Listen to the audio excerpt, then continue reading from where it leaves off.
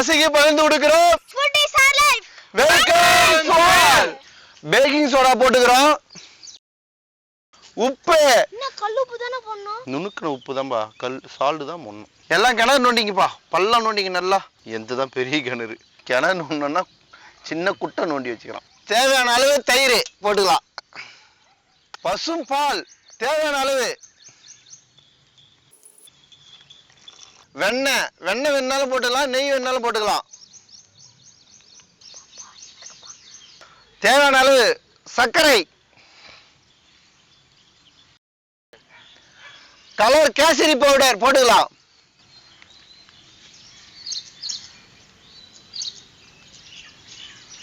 நல்லா கலந்து விட்டுக்கலாம். எப்படி ஊத்து, நம்மளுக்கு தான் பாரு வேற லெவலில் வரப்போகுது. இப்ப தேவையான அளவு தண்ணி ஊத்திக்கலாம்.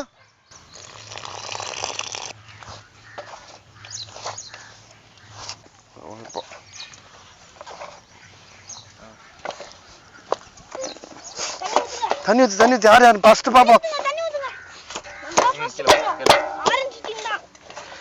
கிரீன் டீம் தான், எல்லாரும் தான்.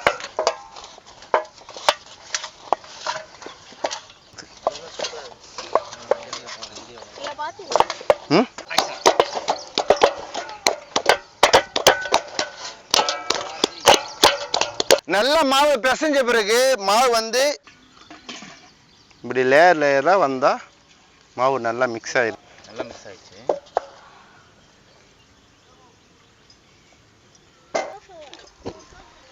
எப்படி எரியுது பாரு. நான் பத்தனா இருந்தா பத்திக்கு நீ எரியட்டும். சக்கரை பாகு ரெடி பண்ணிக்கலாம். தேவையான அளவு தண்ணி ஊத்திக்கலாம்.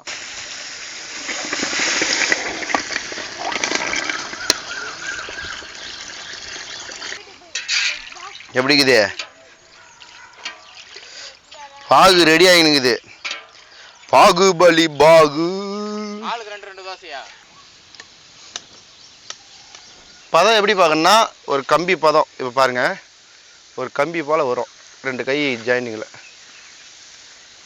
இதுதான் உடஞ்சதா கம்பி மாரி. இது கரெக்டான பதம். எடுத்து வச்சுக்கலாம். வாங்க வாங்க, எடுங்க பிடிங்க வாங்க. கம்ம வாசனைக்கு ஏலக்காய்.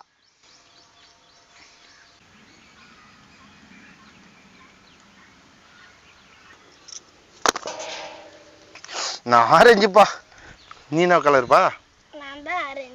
கரெக்டாக கண்ணு நல்லா. இன்னும் கொஞ்சம் பெருசாக, இன்னும் கொஞ்சம் மாவுடு. பத்தாது, இது பத்தாது. நல்லா லட்டு மாரி முதல் ரவுண்ட் ஆகணும்.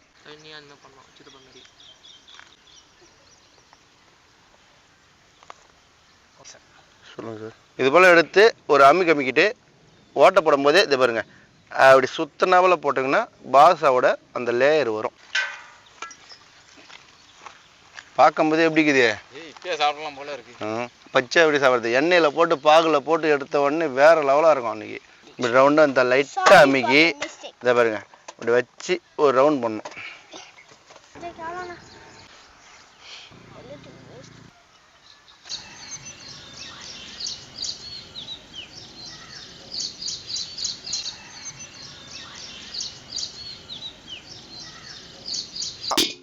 சுத்தமான எண்ணெய்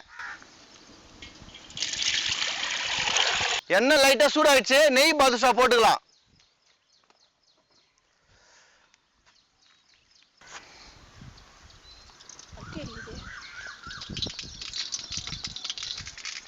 இது வந்து மிதமான சூட்டில் தான் போடணும். நம்ம எண்ணெய் ரொம்ப சூடு பண்ணிட்டு போட்டோம்னு வச்சுங்களேன், உள்ளே வேவாது. அப்புறம் வெளியே மட்டும் வந்துடும்.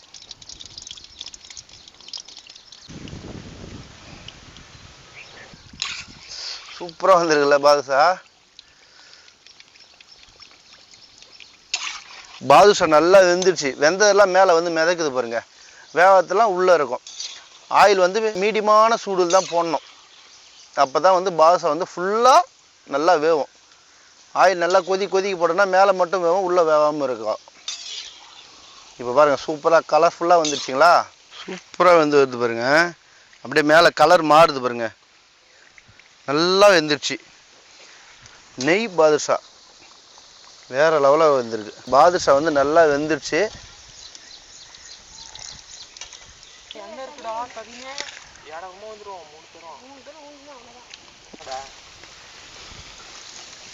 பாதுஷா ரெடி ஆயிடுச்சு, எடுத்து வச்சுக்கலாம். பாதுஷாவை ஜீராவில் ஊற வைக்கலாம்.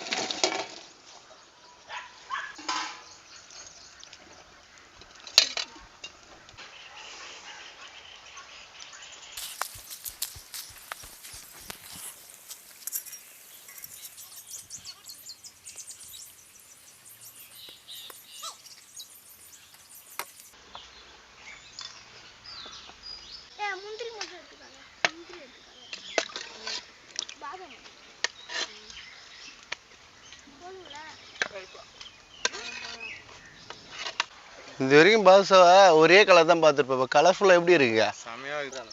பாதுஷா மலை மாரியே இருக்கு. நெட்ஸ்லாம் போட்டிருக்கு பாதுஷாவில். இது வரைக்கும் நான் பாதுஷா நெட்ஸ் அவ்வளோ யாரும் போட மாட்டாங்க, நாம் தான் போட்டுக்கிறோம். வேறு லெவலாக இருக்கும் போது இது மேலே அப்படியே ஜீரா ஊற்றுனா எப்படி இருக்கும் தெரியுமா? தேன் மாரி இருக்கும்.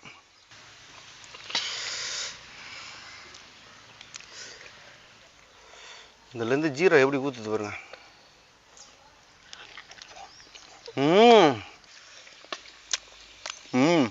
சூப்பராக இருக்குது. சூப்பராக இருக்குது. அது ஜீராவில் இன்னும் மறுபடியும் தொட்டு சாப்பிட்டா இன்னும் நல்லா இருக்குது. ஏய் கிரீன் தான்ப்பா வேறு லெவலாக நல்லா வந்து பாருங்க ஊறி இருக்கு. அப்படியே அமுக்கும் போது பாருங்களா ஜீராலாம் வெளியே வருது. கிரீன் தான் சூப்பராக இருக்குது. ஆரஞ்சு தான் பாருங்க எப்படி இருக்குன்னு. ஏன் நீ ஆரஞ்சு செஞ்ச அதனால சொல்றியா? இந்த எல்லோ கலர் ஷைனிஷா இருக்கு. ஷைனிஷா இருக்குது முக்கியம் இல்ல, ஜீரா இல்ல டேஸ்டாவும் இருக்கு ஆரஞ்சு. அதனால எங்க டீம் தான் வின். இல்ல எல்லா டீம் தான் வின். இல்ல எங்க டீம் தான். எங்க டீம் எங்க டீம் எங்க டீம் எது மெர்து நல்லா இருக்கு. எங்க டீம் சின்ன குழந்தை சொல்லலாம். அது அவ எல்லோ தான் பண்ணாதனால எல்லோ தான் சொல்லும். கலர் கலர் நெய் பாதுஷா செம டேஸ்ட். பட்டாபடி குக்கிங் தான் வேற லெவல்.